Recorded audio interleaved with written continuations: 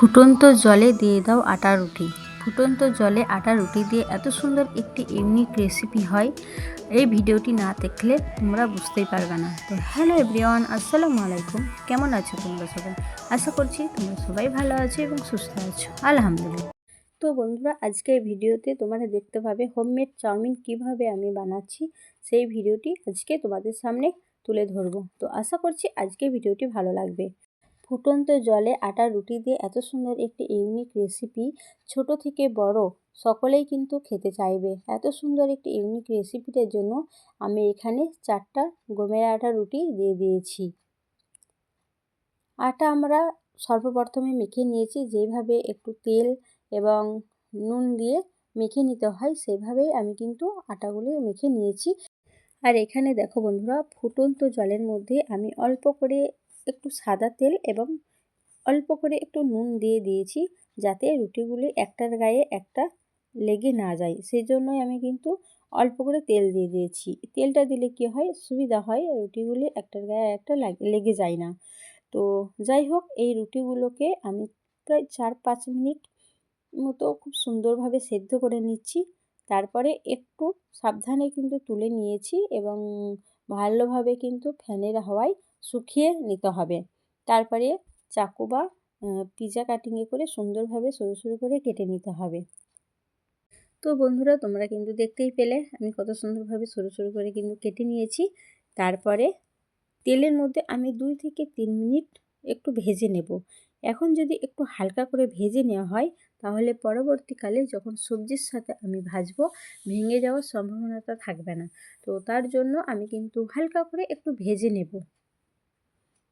তো তার জন্য আমি কড়াইয়ে সাদা তেল দিয়ে দিয়েছি এবং হালকা করে ভেজে নিচ্ছি।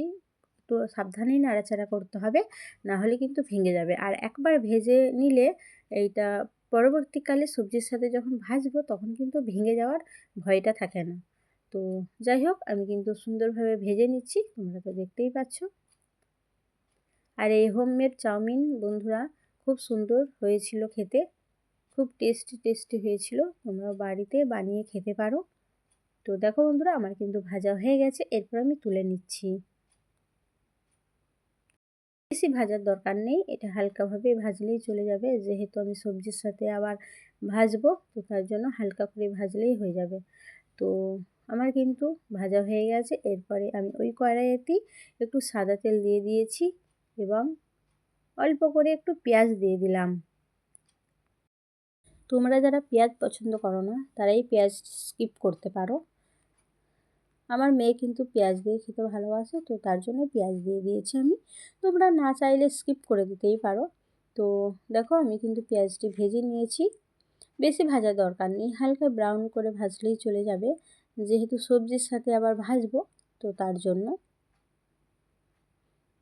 তো দেখো বন্ধুরা, আমি কিন্তু এখানে সবজির মধ্যে নিয়েছি ক্যাপসিকাম, গাজর, এই সবজিগুলোই আমার কাছে ছিল, তো তার জন্য এই সবজিগুলোই দিলাম। তোমরা তোমাদের পছন্দ অনুযায়ী সবজি দিতেই পারো। এই শীতকালে যেহেতু অনেক সবজি থাকে, তো তোমরা পছন্দের মতো অনেক সবজি দিতেই পারো। আমার কাছে এই সবজিগুলোই ছিল, তাই আমি এই সবজিগুলোই দিলাম। আর এই হোমমেড চাউমিন খেতে কিন্তু খুবই টেস্টি হয়।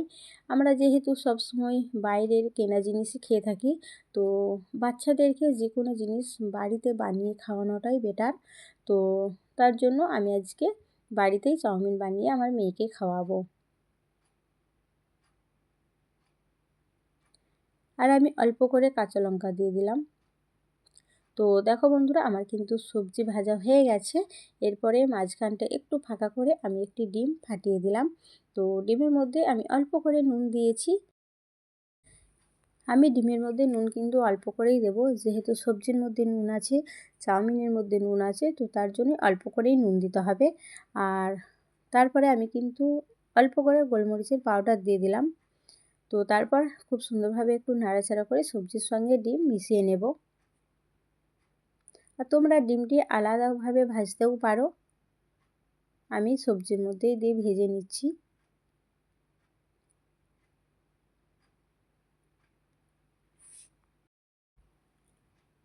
আর এই চাউমিনটি কিন্তু বাচ্চাদের পক্ষেও ভালো, যেহেতু সবজি আছে। আর হোমমেড চাউমিন বাচ্চাদের পক্ষে কিন্তু খুবই ভালো। আর এই চাউমিনটি যেটি আমি বানিয়েছিলাম এটি কিন্তু বড়রাও খেয়েছিল, খুবই টেস্টি হয়েছিল খেতে। তো তারপরে দেখো আমি কিন্তু ভেজে রাখা চাউমিন দিয়ে দিলাম। এরপরে অল্প করে আমি কিন্তু নাড়াচাড়া করে নেব। বেশি নাড়াচাড়া করার দরকার নেই, যেহেতু আমি একবার ভেজেছি চাউমিনটি, তো তার জন্য হালকাভাবে একটু ভেজে নেব, বেশি ভাজার দরকার নেই।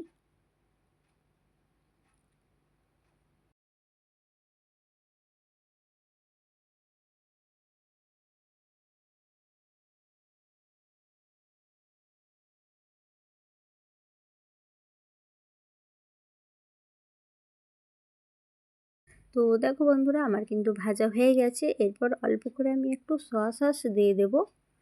তারপরে আবারও সুন্দরভাবে নাড়াচাড়া করে নেব।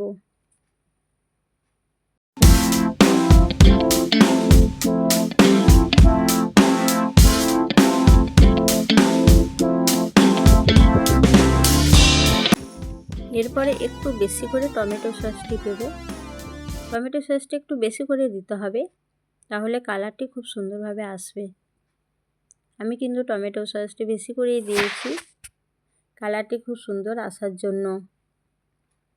দেখো বন্ধুরা, কালারটি পরপর কত সুন্দরভাবে আসছে।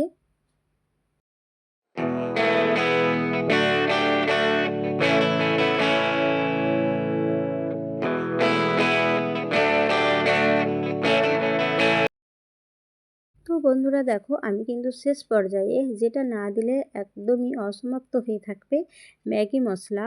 তো আমার বাড়িতেই আনা ছিল ম্যাগি মশলা, তো তোমরা বাড়িতে বানিয়েও দিতে পারো। আমার বাড়িতেই আনা ছিল ম্যাগি মশলা, তো সেই ম্যাগি মশলাই আমি দিয়ে দিচ্ছি। ম্যাগি মশলা না দিলে কিন্তু অসমাপ্ত হয়েই থাকবে রেসিপিটি, আর টেস্টি হবে না। তো তার জন্যই আমি কিন্তু ম্যাগি মশলা দিয়ে দিলাম। আর এখানে দেখো আমার চাউমিনের কালারটি কত সুন্দর এসেছে। তো আমার কিন্তু রান্না কমপ্লিট হয়ে গেছে। এরপর আমি একটি প্লেটে তুলে নেব। তো দেখো বন্ধুরা, কত সুন্দর কালার এসেছে, আর খেতেও কিন্তু খুব সুন্দর হয়েছিল। তো তোমরা বাড়িতে এইভাবে বানিয়ে খেতেই পারো। আশা করছি আজকের ভিডিওটি তোমাদের কাছে ভালো লেগেছে। আর বন্ধুরা, তোমাদের এই কার কার হোমমেড চাউমিন খেতে ভালো লাগে তো অবশ্যই কমেন্টে জানাবে। তো আমার ভিডিও দেখতে যদি তোমাদের ভালো লাগে তো অবশ্যই আমার চ্যানেলটিকে সাবস্ক্রাইব করে পাশের বেল আইকনটি প্রেস করে দেবে। এতে করে আমার নতুন নতুন ভিডিও ছাড়া মাত্রই কিন্তু তোমাদের কাছে নোটিফিকেশান পৌঁছে যাবে। তো দেখো বন্ধুরা, কত সুন্দর চাউমিনটি হয়েছে। তো যাই হোক, এইখানে ভিডিওটি শেষ করছি। সবাই ভালো থেকো, সুস্থ থেকো। আল্লাহ হাফেজ।